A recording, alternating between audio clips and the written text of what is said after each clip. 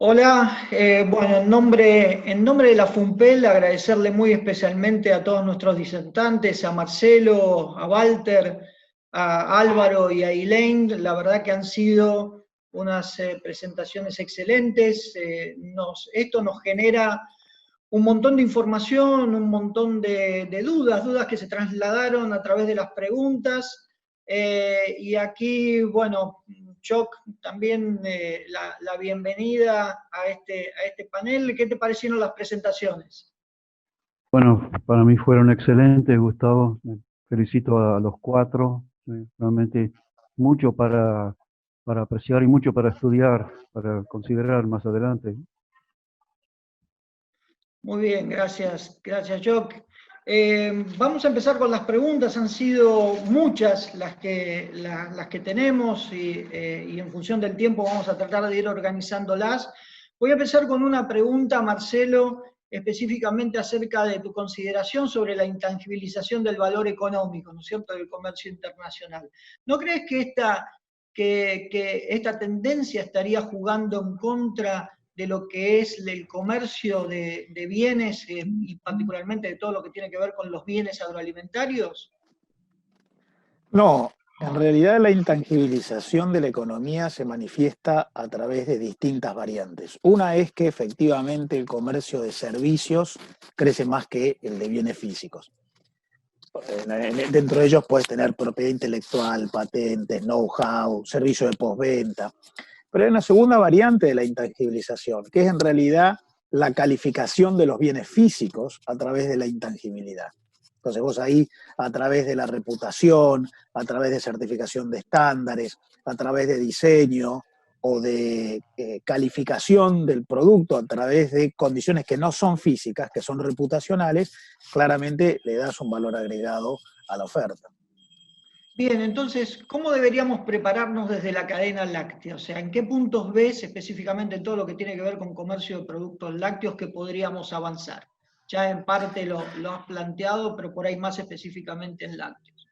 Bueno, yo creo que me parece que hay que pensar en la cuestión de la certificación de estándares, cumplimiento de normas, exigencias que van a ser crecientes, no son solo las que ya conocíamos. Vamos a tener creciente exigencia vinculada con nuevas sensibilidades que van a ir apareciendo en los consumidores, en nuestros clientes, empresas de las cuales seamos proveedoras, o en los reguladores, sobre todo en exigencias sanitarias, en exigencias ambientales, vinculadas con el producto y con el proceso productivo. Entonces ahí vas a tener normas técnicas, normas de calidad, estándares, requisitos, que me parece que van a permitir generar valor en términos de mejor precio y mejor cuota de mercado. Bien, buenísimo, gracias Marcelo. Tenemos también muchas preguntas para Walter. Voy a empezar por esta primera. Mencionabas en tu presentación, Walter, que el precio del primer semestre promedio pagado al productor fue de 29 centavos de dólar por litro.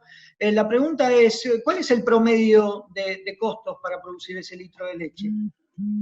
Sí, para Brasil es bastante difícil hablar de costo promedio porque son muchos sistemas y muchos tamaños de ganaderos.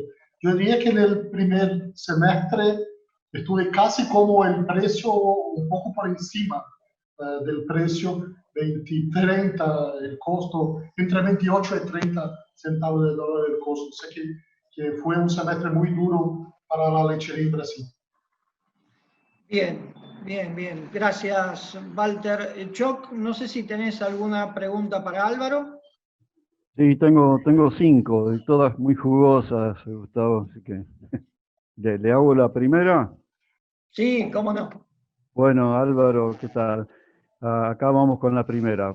Dice así, ¿cuáles han sido las principales trabas a superar para la constitución del INALE en su momento? Y si preguntan si hubo consenso previo de la cadena.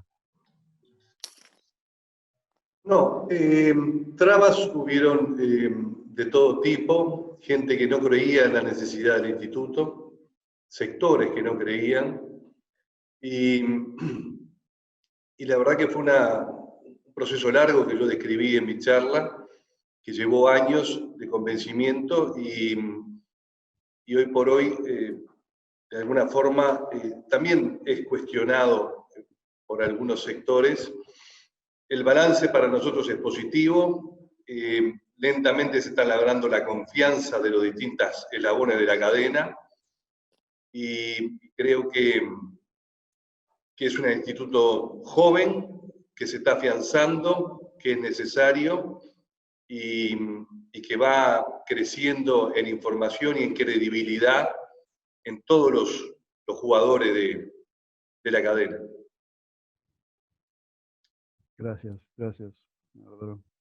Bien, muy bien. Seguimos entonces alternando, así le damos la participación a todos en forma pareja. Marcelo, tengo acá una pregunta. Vos nos planteás un lindo desafío en términos de este pentágono, ¿no? Del cual hablás en términos de temas a abordar. Y la pregunta es, dentro de esos 5, ¿qué importancia le otorgás directamente a todo lo que tiene que ver con la macroeconomía, la estabilidad macroeconómica, y en particular a algo que desde FUNPEL venimos hablando mucho, que tiene que ver con entender cuál es la mesoeconomía, o sea, cuál es la economía de la cadena, ¿no? En sí mismo. Si tuvieras de esos 5 como pentágono, ¿qué importancia le otorgarías específicamente a esto en la construcción de mayor comercio internacional, de mayor competitividad? Yo creo, Gustavo, que es bueno analizar el ecosistema, eco como económico, no como ecológico. El sistema económico de producción, precisamente desde una perspectiva sistémica. En realidad hay un montón de factores que juegan todos vinculados entre sí. Y que si están todos ordenados, genera un resultado sistémico que es muy superior a la suma de los buenos resultados de las parcialidades. En ese marco yo creo que es claramente requisito el orden macroeconómico. Es muy difícil planificar hacia adelante si uno no puede calcular precio, costo financiero, costo de insumo. Si uno puede calcular tipo de cambio, estamos hablando de comercio internacional. Incluso, como yo decía, lo macroeconómico no es solamente las variables, también hay un conjunto de elementos de las regulaciones vigentes que son muy importantes: el costo impositivo, las normas sanitarias, las normas administrativas, la legislación laboral, la legislación contractual. Y una cosa está vinculada con la otra, porque además te aparecen externalidades, como por ejemplo, si yo desordeno la macro o desordeno la situación fiscal o la regulativa, puedo tener después sorpresas, saltos aleatorios, un impuesto nuevo o una modificación de una alícuota. Y yo creo que si nosotros ordenamos la macro y ordenamos la mesoeconomía, es muy importante trabajar en el ecosistema inmediato.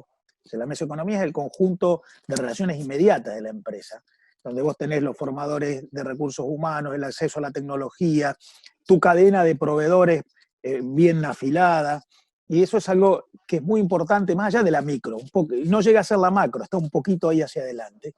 Ahí van apareciendo cosas vinculadas con la pregunta que me hacías antes, por ejemplo, la irrupción de la tecnología como elemento diferencial. Una cosa que yo creo que es inminente es no solamente certificar estándares de calidad, tener diferenciación en el producto a través de cualidades, sino cómo certifico.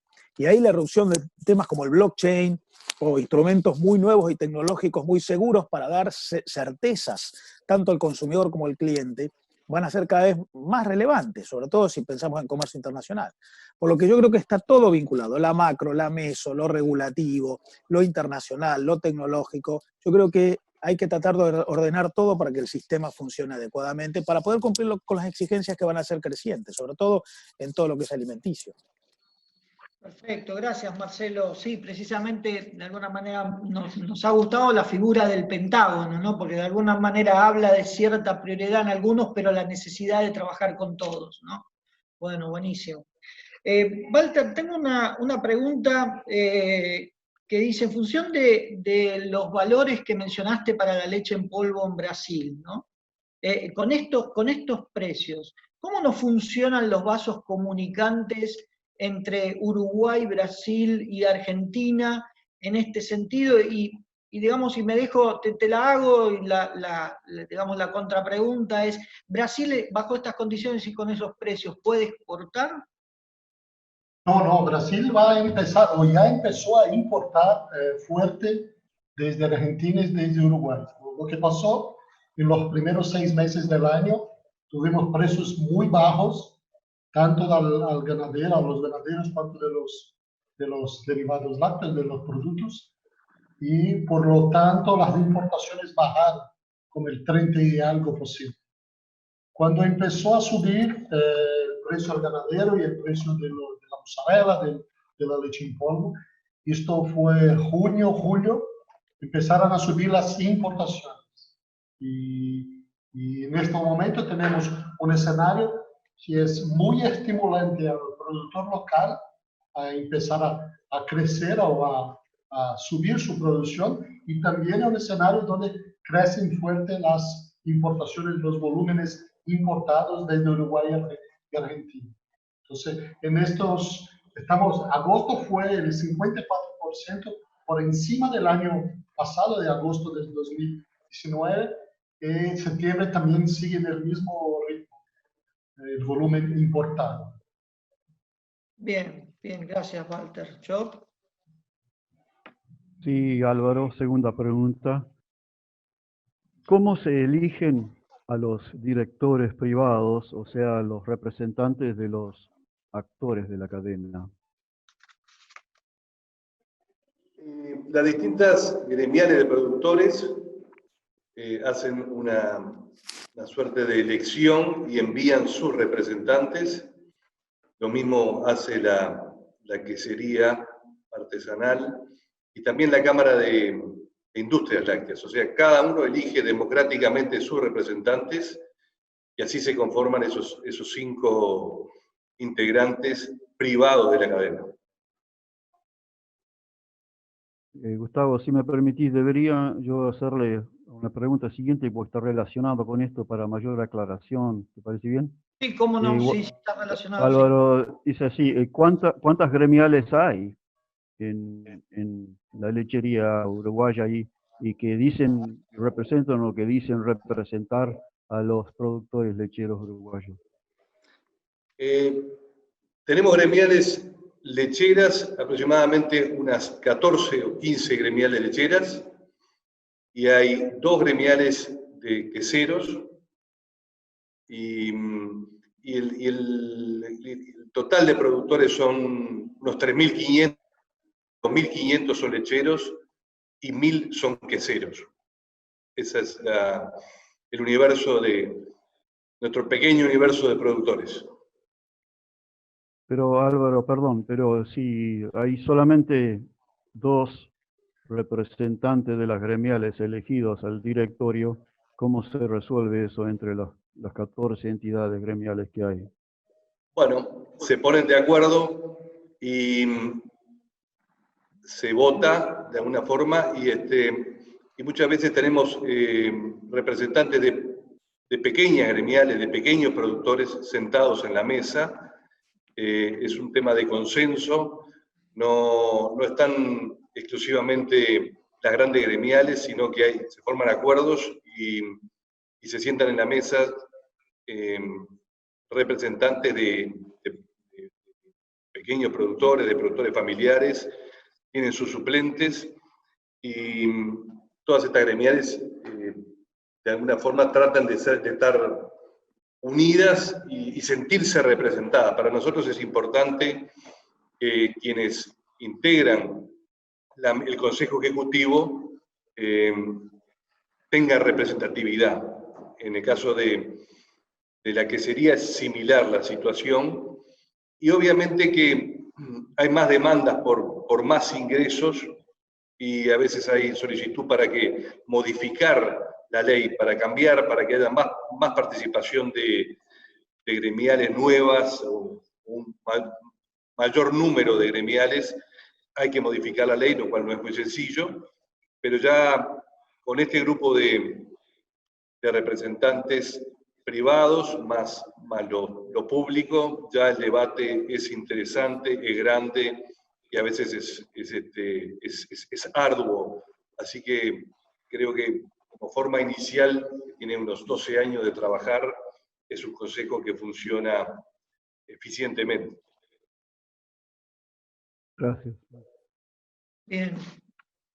Gracias, Álvaro. Marcelo, tengo acá una pregunta que viene compilada entre datos y de alguna manera también alguna apreciación en torno a los derechos de exportación, ¿no? Si elimináramos los derechos de exportación, y vos mencionabas que Argentina participa con un 2% aproximadamente del total del comercio de alimentos, ¿no es cierto? Si elimináramos los derechos de exportación, ¿tendríamos inmediatamente la posibilidad de aumentar ese porcentaje de participación? ¿Ves algún otro factor que está jugando? Y la otra es, y te lo doy así de paquete, ¿cuánto de esas exportaciones totales de Argentina participan en el PBI de nuestro país, ¿no? Bueno, a la primera, si elimináramos los derechos de exportación, lo que mejoraríamos es la normalidad del funcionamiento productivo, y eso permite asignar mejor los recursos. Por lo tanto, lo más probable es que tendríamos más capacidad de inversión, y esa mayor capacidad de inversión te genera dos cosas: mayor producción física y mayor diferenciación y calificación de la producción. A lo mejor lo que vos podés lograr es algo que también dije en mi presentación, que es mejorar el precio por tonelada, en la medida en que esa mayor inversión no solamente te permite más volumen, sino más calificación del volumen. Yo creo que claramente los derechos de exportación son una mochila en términos de dificultad para reasignar recursos en la propia cadena productiva de toda la cadena alimenticia.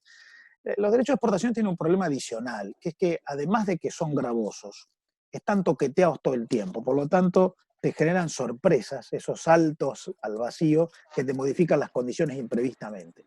Yo tenía un profesor que decía: hay 4 condiciones para el éxito en el ambiente de negocios. La simplicidad, que haya pocos factores que vos tengas que abordar. La estabilidad, o sea, que además esos factores sean previsibles hacia adelante. La baja aleatoriedad, o sea, no tener saltos imprevistos y sorpresivos que hacen que una buena decisión se transforme en mal resultado. Y el acceso a recursos. Yo creo que ahí hay que considerar el paquete, y la eliminación de los derechos de exportación, o al menos la reducción, permitiría favorecer esos 4 puntos. En relación a la participación de las exportaciones en el total de la Argentina, la Argentina exportó el año pasado 65.000 millones de dólares de bienes en total. De ello, más o menos 2/3 son exportaciones de origen agropecuario. O sea, estamos más o menos hablando de 40.000 millones de dólares. El PBI argentino en su totalidad estuvo el año pasado algo por encima de los 400.000 millones de dólares. Más o menos, es difícil medir porque el PBI argentino medido en dólares va cambiando según los ajustes cambiarios, como el PBI se mide por trimestres, pero pongamos que el año pasado la Argentina tuvo un PBI de 420, 430.000 millones de dólares. Este año es menor, no solamente por la recesión, sino por la devaluación. Bueno, de un PBI estimado de 420 y 430.000, vos tenés más o menos 40.000 millones que son exportaciones surgidas de toda la cadena agroalimenticia, incluyendo bienes primarios o manufacturados. Bien, bien, buenísimo. Marcelo, ahí Elaine planteaba ese 22% de participación solo de la cadena láctea, ¿no? en el PBI, y de alguna manera tiene que ver con la especialización en una actividad económica. Indudablemente que nosotros como complejo agroindustrial o agroalimentario tenemos muchas más posibilidades de avanzar mucho más en participación del PBI si aumentamos las exportaciones, obviamente, ¿no? Claramente. Pero igual, ustedes como cadena yo creo que tienen que verse como parte del conjunto, porque en la medida en que crecen otros eslabones de la cadena agroalimenticia, también favorecen el contexto para la cadena láctea. Yo insisto en eso de la multiindustrialización. En realidad, los límites entre las actividades son cada vez más difusos y estamos cada vez más influidos por lo que pasa en una industria que creímos que no tenía tanto que ver con nosotros, pero que sí nos afecta. Entonces yo creo que hay que verse como parte de un sistema más integral, porque tenemos cada vez más que ver con lo que pasa con la tecnología, con lo que pasa con la infraestructura, con lo que pasa con los servicios, con lo que pasa con la ingeniería, y todo eso se vincula mucho con nosotros. Por lo que es cierto, hay que verse como industria y como cadena, pero también como parte de un todo que influye cada vez más en lo que hacemos. Buenísimo, buenísimo. Gracias, Marcelo. Walter, tengo acá una pregunta. No te escucho. Perdón, Walter. Sí. Tengo acá una pregunta acerca del Conseleite, ¿no?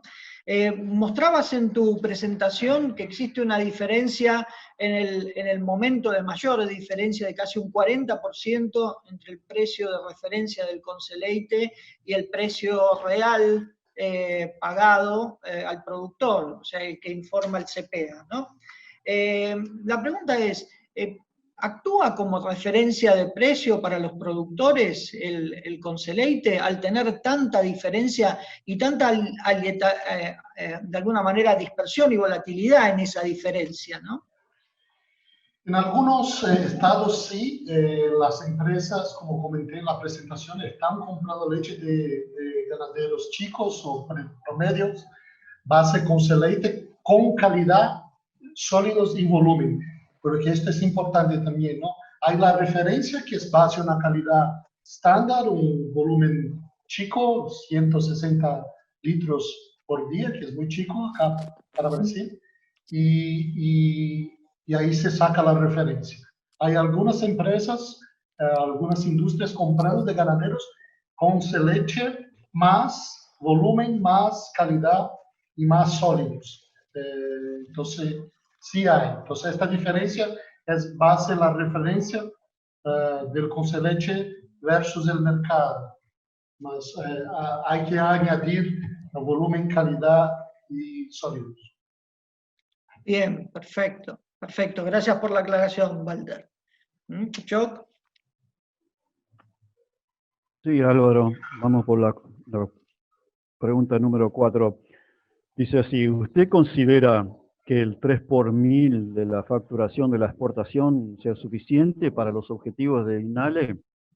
Y relacionado a esto, ¿ustedes hacen apalancamiento de proyectos con financiación de externos a la manera de DRNZ? Bueno, el financiamiento de INALE está pasando por procesos de cambios ahora, justamente con el nuevo gobierno. Cuando se hizo su creación en el 2007 tenía ese 3 por 1000, y yo considero que sí, que la respuesta a esa pregunta es sí. Igualmente nosotros ahora en la nueva ley de presupuesto tuvimos una reducción en nuestro digamos, lo que estaba atribuido a INALE, y como lo que hoy por hoy se exporta, nosotros estamos hablando de 650 millones de dólares exporta Uruguay en lácteos, eso sería 1.800.000, sin embargo hoy tenemos un poco cercano a la mitad, por ley de tema de ajuste de nuestro presupuesto. También, yo ahí respecto a tu pregunta, nosotros trabajamos mucho, INALE trabaja mucho en la captación de fondos con un montón de instituciones que ayudan en proyectos con técnicos, con la investigación, y movemos un monto de dineros en proyectos con el ministerio y con entidades que se dedican a la investigación, y eso realmente es una forma para estos institutos apoyarse en INALE, que es una institución creíble con conocimientos, e INALE hace esa articulación. O sea, concretamente sí, además de su presupuesto, maneja fondos que se captan con varias instituciones, y dentro de INALE se hace el seguimiento económico, el control y la evaluación, que esos proyectos definitivamente sean exitosos, que esos dineros que se destinan a proyectos para los productores terminen dando su respuesta. Y creo que en ese aspecto INALE con los años viene ganando reputación, y la evaluación de estas inversiones es lo que ha ayudado mucho a ganar la confianza de estas instituciones, porque INALE de alguna forma es transparente, de una forma, es una buena articuladora para lograr distintos proyectos en las distintas áreas.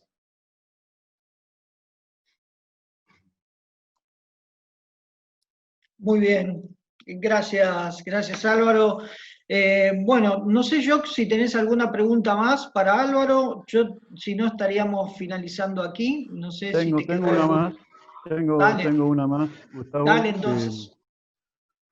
Sí, dice así, Inali, ¿han podido diseñar políticas sectoriales que el Estado uruguayo haya respetado, más allá de los gobiernos de turno?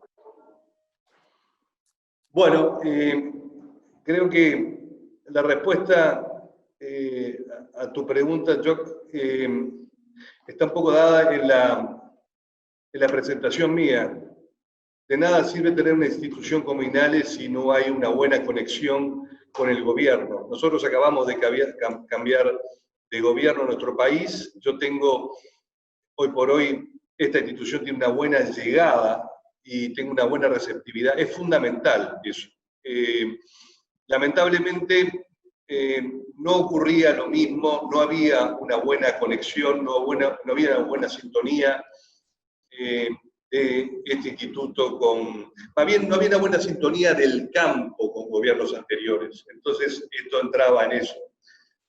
Nosotros tenemos hoy por hoy una forma de sentir y de vivir el campo del gobierno actual, y creemos que eso es fundamental. De nada sirve tener esta institución si no hay una buena conexión. Nosotros estamos trabajando en este momento en proyecto lechero, con varias herramientas, y estamos de parte del Ministerio de Ganadería, de parte del Ministerio de Industria y de parte del Ministerio de Economía, teniendo una muy buena receptividad. Una vez que tengamos, de alguna forma, establecidas y ya definidas estas e implementadas estas acciones, veremos los resultados. Pero es muy importante tener una buena conexión y tener un gobierno que entienda a la lechería o que entienda el campo, ¿no? Muchas gracias, Álvaro, muchas gracias. Muy bien, muy bien. Así, cortitas para completar, Marcelo, Walter, muy rápido les pido síntesis en la respuesta. ¿Se puede esperar, Marcelo, que Alimentos siga aumentando su participación en el comercio internacional? ¿Sí? Y si es así, la tendencia es en aumento creciente, ¿hasta dónde y de qué depende?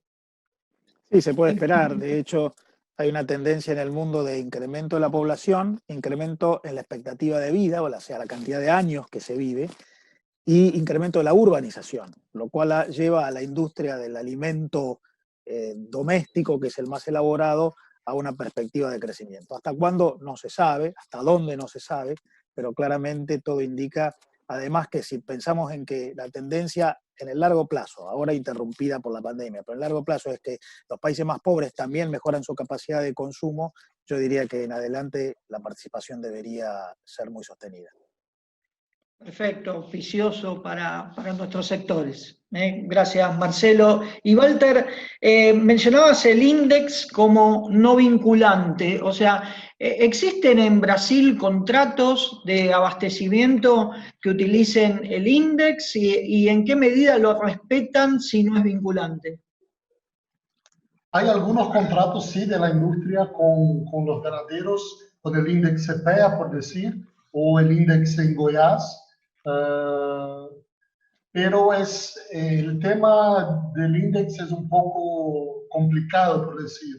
Es una recomendación, además de ser, y no una obligación, tanto por parte del ganadero, cuanto por parte de la industria. Entonces, yo contestaría así. Bien, y si tuvieras que decir qué porcentaje de la leche va vía contrato, en realidad, ¿es alta, es baja? Bajo. Yo diría el 10% del mercado brasileño. Bien, buenísimo. Bueno, a ver, en nombre nuevamente de la FUNPEL, agradecerles por su tiempo, por estar, por todo lo que implicó todas estas últimas semanas de preparación y demás, para que ustedes estén participando de este Outlook, así que profundamente agradecidos. Yo, gracias a ti por la intervención con Elaine, nuestro secretario de FUNPEL, al cual agradecemos profundamente. Y no sé si querés dar unas palabras de despedida, Joc. No, muchas gracias. Me pareció el panel excelente. Muy buenas las respuestas a las preguntas y, bueno, mucho material para seguir analizando, ¿verdad? Muchas gracias a todos. Bien, buenísimo. Así que los despedimos. En una instancia presencial diríamos un gran aplauso, ¿no? O sea que ese aplauso no sé cómo se escuchará del otro lado. Así que muchísimas gracias a todos. Gracias a ustedes. Comentarles simplemente que tuvimos ahí una instancia con la que veníamos hablando con Joc Campbell para realizar en este evento, que tiene que ver con encuestas directamente a los... Con encuestas a los participantes por cada uno de los bloques. Así que una de las cuestiones que nos parece importante es compartir con ustedes un poco los resultados de esas encuestas. Y esto básicamente es porque siempre decimos que nos parece esencial avanzar sobre los consensos. O sea, sabemos perfectamente que en la cadena láctea nos separan muchas cuestiones, muchas opiniones, pero indudablemente que nosotros tenemos que identificar en qué cosas estamos de acuerdo para poder avanzar, establecer un plan concreto en esa dirección y avanzar. Por eso estas preguntas y compartir con ustedes los resultados de las encuestas nos parece importante.